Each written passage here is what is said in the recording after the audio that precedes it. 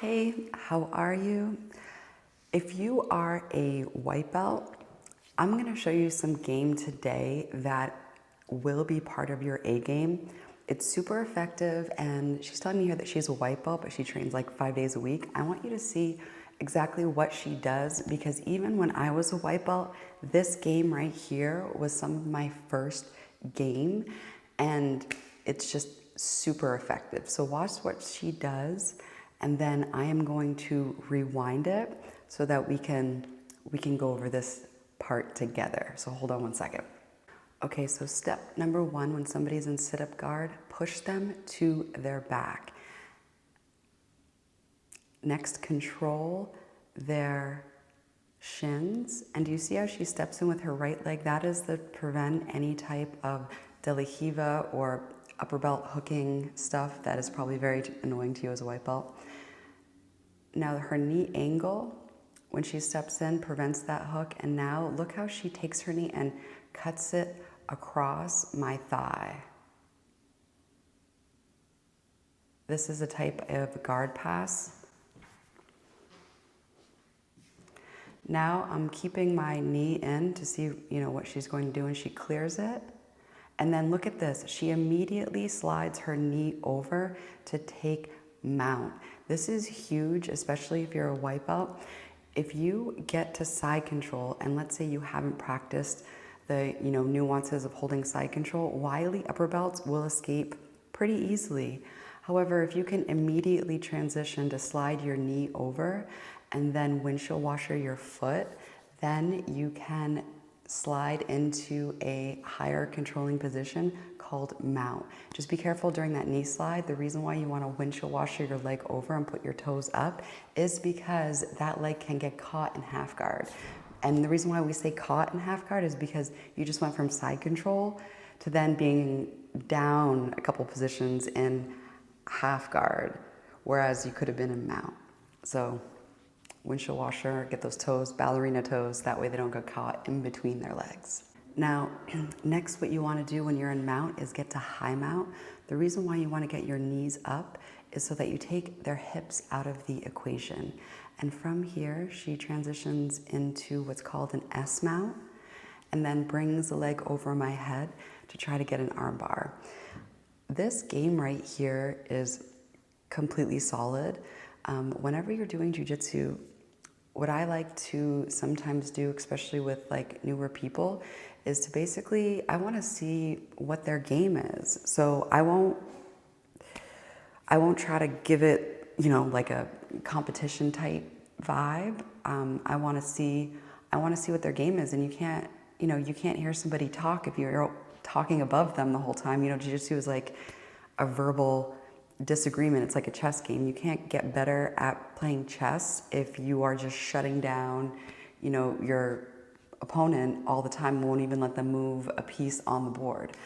This is especially useful if, let's say, you want to get to a purple belt rank. Knowing the counters for their moves will significantly help you. So, sometimes I'll see what people have in their game and then play off of what they do to me. Even if that means, if you put yourself in a bad position, you don't want to create bad habits, but it's okay not to give it your 100% max effort grunt fest. It's like if it sounds like you're constipated on the mat, you're trying way too hard. So here what I did is I gave her a tip. So anytime you are in, so she had me in S mount, she had an arm bar. However, the reason why she couldn't finish the arm bar was because I had my hands tightly clasped. And you will find this a lot. When you're about to arm bar somebody and they just do not want you to arm bar them for whatever reason, they will have this death grip. So a key tip is to figure out ways to get around that grip. For me, the grip breaks aren't as successful as transitioning to another attack. And one attack that works beautifully is to weave your leg between their arms. And here I'm telling her exactly to do this. That way, she transitions right into a mounted triangle.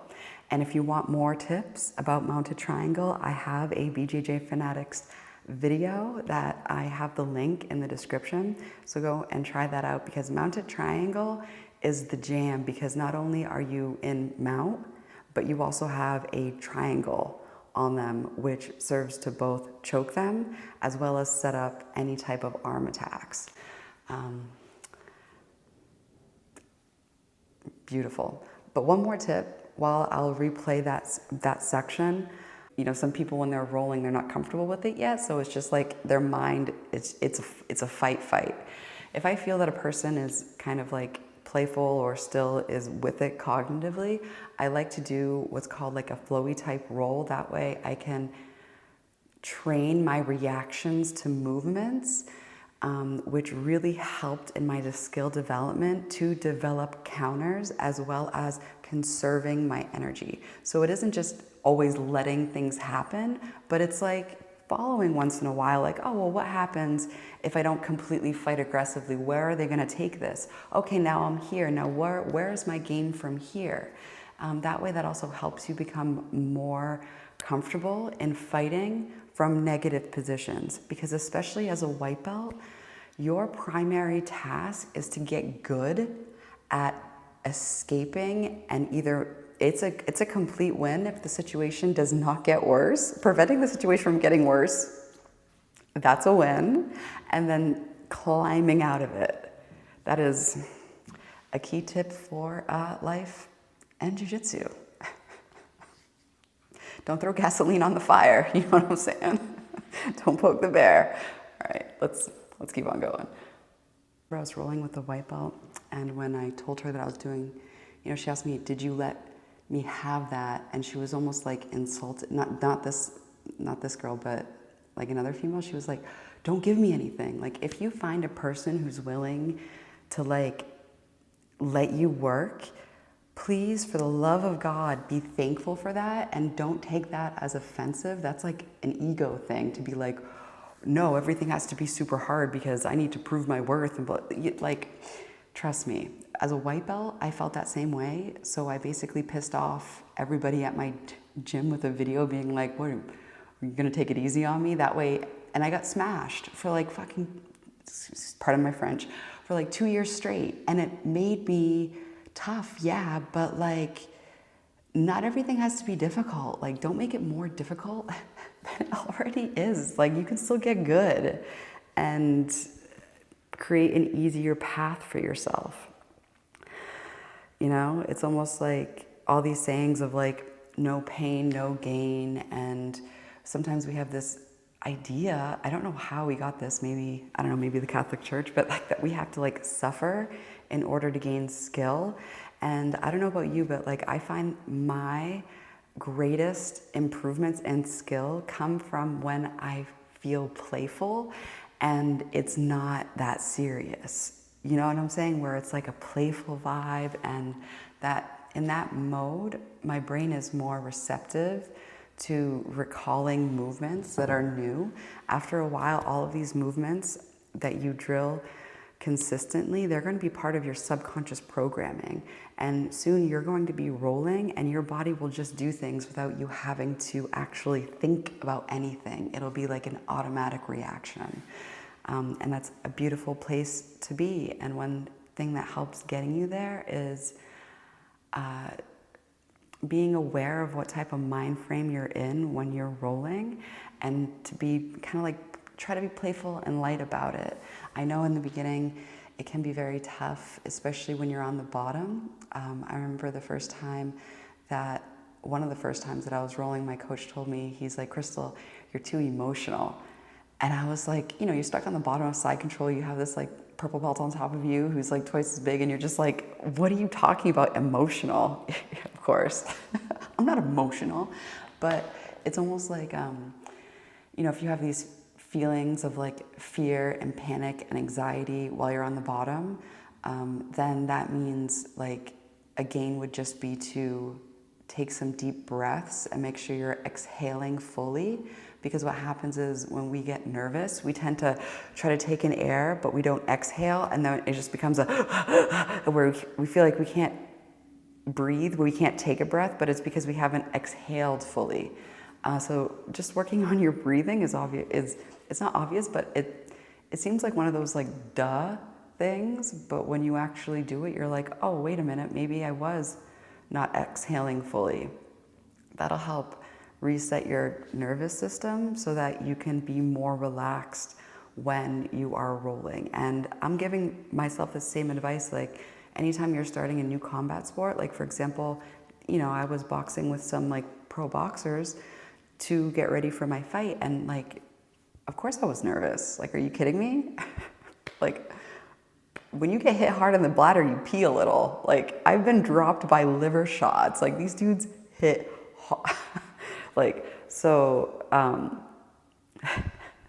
that tends to make you nervous, but it's just good to breathe and be playful with it. And, now, for example, I make a joke that like, it's only a real sparring session when I pee a little during my boxing rounds. Like, so, just take that advice, wear protection, get yourself some Depends, and I will see you on the mats. It's really good to focus on the things that make you happy. When I was a white belt, especially during those years of getting completely smashed because I purposely, wanted my teammates to roll hard with me, so I pissed off the whole gym, which was like a bunch of killers. If somebody is letting you work, be thankful, because the key here is to have maximum retention of skill and creation of skill with minimal loading of your body and minimal wear and tear. Like if you're just in a holding position and using 100% of your strength and the two people aren't even moving, then what skill is being acquired from staticness? Like there needs to be movement in order for our brains to develop the skill. So that's why flow rolling is really great. You can ask an upper belt to flow roll. Tell them that you would like to practice this new, sequence of moves, and then flow with them. And then you can ask them to increase the resistance a little bit, and then see where the breakdown is for you.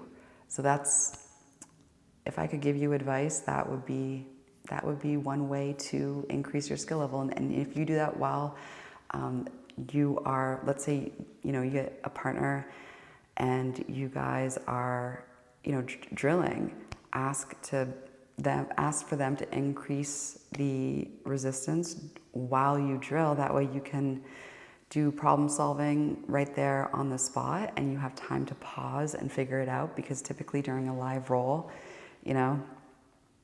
there's no pause button.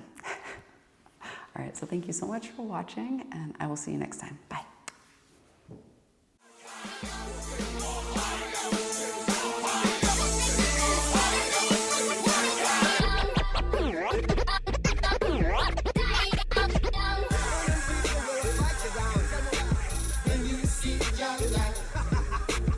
Let me tell you, if you're not wrong,